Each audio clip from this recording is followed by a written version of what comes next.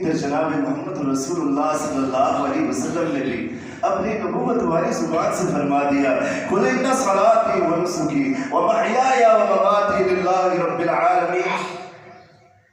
نبی کا رتبہ بہت بڑا ہے۔ اللہ کے نبی نے فرمایا ہے لوگوں میرا جینا مرنا، میری زکوٰۃ، میرا حج، میرا سونا، میری لیل و نہار کی قیام، دن رات کی عبادت، ساری کی ساری للہ رب العالمین، اللہ ارحم الحاکمین کے لیے۔ آج روزہ رکھ کے جو اللہ نے نعمتیں تجھ پہ حلال کی تھی ساری حرام کر کے افطاری تک کے لیے، پھر بھی تو اپنی زبان کی حفاظت نہ کر پائے، پھر بھی تو اپنے اخلاق کو بہتر نہ کر پائے۔